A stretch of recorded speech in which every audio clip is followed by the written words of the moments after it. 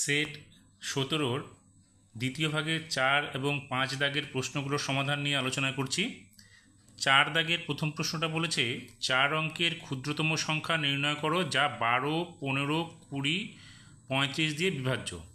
আমরা কি করব, প্রথমে এই সংখ্যাগুলির লসাগু বের করব। এখানে দুটো সংখ্যা জোড় রয়েছে, আমরা 2 দিয়ে প্রথমে ভাগ করব। এখানে হবে 6, 15 থেকে যাবে, এখানে হবে 10, 35ও থেকে যাবে। আবার আমরা দুটোই জোড় সংখ্যা পেয়েছি, সেক্ষেত্রে 2 দিয়ে ভাগ করব। এখানে হবে 3, এখানে 15, এখানে 5, এখানে 35। এবার আমরা 3 দিয়ে ভাগ করব। 3 দিয়ে ভাগ করলে এখানে 1 হবে, এখানে 5 হবে, 5, এখানে হবে 35। এবার আমরা 5 দিয়ে ভাগ করব। 5 দিয়ে ভাগ করলে কত হবে, এখানে 1, এখানে হবে 1, এখানে 1 এবং এখানে হবে 7। এবার আমরা লসাগু বের করব, সংখ্যাগুলো গুণ করব। তাহলে 2 গুণ 2 গুণ 3 গুণ 5 গুণ 7 কত হবে, 2 দুগুণে 4, 3 4 12, 5 12 60, 60কে 7 দিয়ে গুণ করলে 420। এবার প্রশ্নটা হচ্ছে আমাদের কি বলেছে, 4 অঙ্কের ক্ষুদ্রতম সংখ্যা বের করতে হবে। আমরা কি করব, এখানে 420কে যদি 1 দিয়ে গুণ করি 420 হবে, তবে আমরা 2 দিয়ে গুণ করব। তারপরে 2 দিয়ে গুণ করলে কত হচ্ছে, এখানে হচ্ছে 0 4 8, এটা 4 অঙ্ক নয়। এবার আমরা আবার কী করব, 420কে 3 দিয়ে গুণ করব। তাহলে 3 দিয়ে গুণ করলে 3 0 0, 3 দুগুণে 6, 3 4 12। এবার 420কে আবার একবার 4 দিয়ে গুণ করব। 4 দিয়ে গুণ করলে 4 0 0, 4 দুগুণে 8, 4 4 16। এবার প্রশ্নটা হচ্ছে আমাদের বলেছে 4 অঙ্কের ক্ষুদ্রতম সংখ্যা। দেখো এখানে 4 অঙ্কের ক্ষুদ্রতম সংখ্যা, এটা তো 3 অঙ্কে হলো। 420ও আমাদের 3 অঙ্ক, কিন্তু 1260 অর্থাৎ 1260 এই সংখ্যাটি কিন্তু 4 অঙ্কের মধ্যে ক্ষুদ্রতম সংখ্যা। কারণ 1680 পরবর্তী যে সংখ্যাটা সেটা হচ্ছে বড়, 1260 হচ্ছে ছোট। তার মানে আমাদের যে 4 অঙ্কের ক্ষুদ্রতম সংখ্যা যেটা হবে সেটা 12, 15, 20, 35 দিয়ে বিভাজ্য, তা হচ্ছে 1260 সংখ্যাটি। তাহলে উত্তরটা লিখব আমরা 4 অঙ্কের ক্ষুদ্রতম সংখ্যা 1260।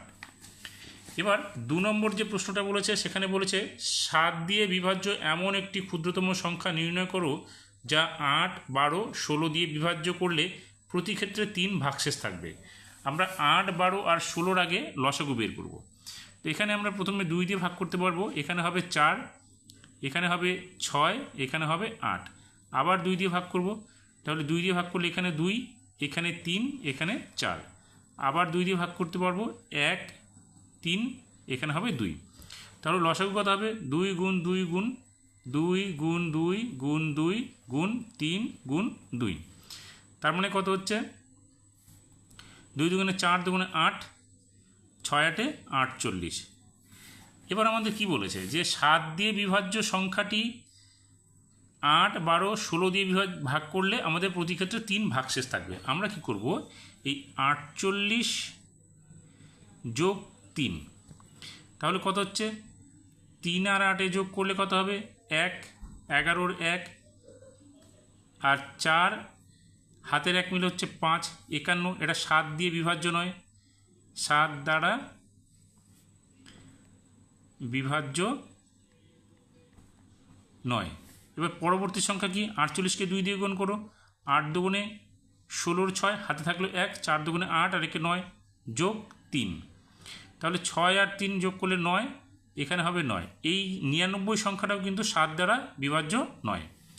পরবর্তী সংখ্যা 3 দিয়ে যদি আমরা 48কে গুণ করি, তাহলে 3 8 24, হাতে থাকবে 2, 3 4 12, 13 14 যোগ 3, তাহলে কত হচ্ছে, 147। এই সংখ্যাটি কিন্তু 7 দ্বারা বিভাজ্য। তাহলে আমরা উত্তরটা কি লিখব, আমরা লিখব নির্ণয় সংখ্যাটি হচ্ছে 147। তাহলে উত্তরটা আমরা কি লিখব, সংখ্যাটি সমান চিহ্ন কত, 147। কারণ কি দেখো, এখানে 147 সংখ্যাটা 7 দিয়ে বিভাজ্য হবে, কিন্তু 8, 12 এবং 16 দিয়ে ভাগ করলে প্রতি ক্ষেত্রে কিন্তু 3 ভাগশেষ থাকবে। এরপরে 3 নম্বর যে প্রশ্নটা বলেছে সেখানে বলেছে 300 মিলিলিটার কমলালেবুর শরবত তৈরি করতে শরবতের 18% কমলালেবুর রস দিতে হলো। শরবতের কত মিলিলিটার কমলালেবুর রস লাগবে? তাহলে 300 মিলিলিটারের মধ্যে কতটুকু কমলালেবুর রস লাগবে? আমরা কি করব, শরবতে কমলালেবুর রস লাগবে সমান জন্য 300 গুণ যেহেতু 18%, তার মানে 18/100 মিলিলিটার।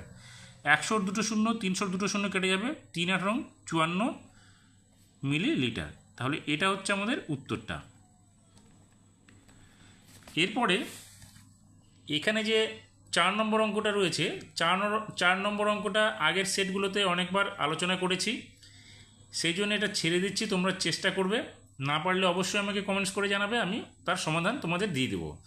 5 নম্বরে বলেছে, আজ আমরা মোটর গাড়িতে 94.5 কিমি পথ যাব। 1 কিলোমিটার যেতে ওই মোটর গাড়ির 0.078 লিটার পেট্রোল খরচ হয়। হিসাব করে দেখো আমাদের মোট কত লিটার পেট্রোল দরকার। আমরা কি করব, এই 94.5কে 0.078 দিয়ে গুণ করে দেবো। তাহলে এখানে গুণ করলে কত হবে? গুণ করলে গুণফলটা হবে আমাদের 2.3710, এটা হবে লিটারে আসবে। এবার আমরা এখানের যে শূন্যটা, সেই শূন্যটা রাখবো না, আমরা শুধু উত্তরটা লিখব 2.371। দেখো এখানে দশমিকের পর এখানে 1 ঘর, এখানে 3 ঘর, তাহলে 3 আর 1 মিলে 4 ঘর হবে। আমরা 4 ঘর পর দশমিকটাকে বসিয়ে দেবো, কিন্তু এখানে যেহেতু শূন্য আছে, শূন্যটাকে আমরা সরিয়ে দিয়ে এখানে আর লিখবো না, অর্থাৎ 2.371 লিটার হবে আমাদের উত্তরটা। আমাদের এত লিটার পেট্রোল লাগবে। এরপরে 5 দাগের যে প্রশ্নটি রয়েছে, সেখানে দেখো একটি চিত্র রয়েছে। প্রথম প্রশ্নটিতে একটি চিত্র রয়েছে, সেই চিত্রটির পরিসীমা বের করতে বলেছে। পরিসীমা বলতে এখানে কি, আমাদের বাইরের দিকে যে বাহুগুলো রয়েছে, সেই বাহুগুলোর সমষ্টি আমাদের তৈরি করতে হবে। তাহলে এখানে আমরা কি করব, 4 + 16 + 4 + 6, এটা 6, যোগ এটা 10, এখানে যোগ করব 4, এখানে 10, এখানে 6। তাহলে এই সংখ্যাগুলো যদি আমরা যোগ করি, তাহলে দেখবে এখানে আমাদের হবে 4 আর 16 যোগ করলে 20, 20 আর এখানে 10 30, 40, 50, আর 4 আর 10 মিলে হচ্ছে 60। তার মানে 60 সেমি হচ্ছে আমাদের চিত্রটির পরিসীমা। এবার পরের যে চিত্রটা রয়েছে, 2 নম্বর প্রশ্নে বলেছে, প্রদত্ত ছবি দেখে 2 জোড়া সমান্তরাল সরলরেখা খুঁজি। এই ছবিটা থেকে নিতে হবে। তাহলে সমান্তরাল সরলরেখা একটা হতে পারে AD এবং BC। তাহলে এটা আমরা কি লিখব, সমান্তরাল সরলরেখার ক্ষেত্রে লিখব AD, BC। সমান্তরালের চিহ্নটা আমরা দিয়ে দিচ্ছি, AD সমান্তরাল BC। আর পরেরটা হতে পারে আমাদের AB এবং CD। তাহলে আমরা লিখব, পরেরটা হচ্ছে AB সমান্তরাল CD। এবার এখানে কি বলেছে, এটা CD না DC লেখো, DC। তারপরে বি নম্বরে বলেছে, প্রদত্ত ছবি থেকে 2 জোড়া পরস্পরছেদী সরলরেখা খুঁজে লেখো। তাহলে 2 জোড়া পরস্পরছেদী মানে হচ্ছে একটি বাহু আরেকটি বাহুকে ছেদ করবে, তাহলে AE DE হতে পারে। তাহলে এখানে আমরা লিখব AE ও DE, এরা হচ্ছে পরস্পরছেদী।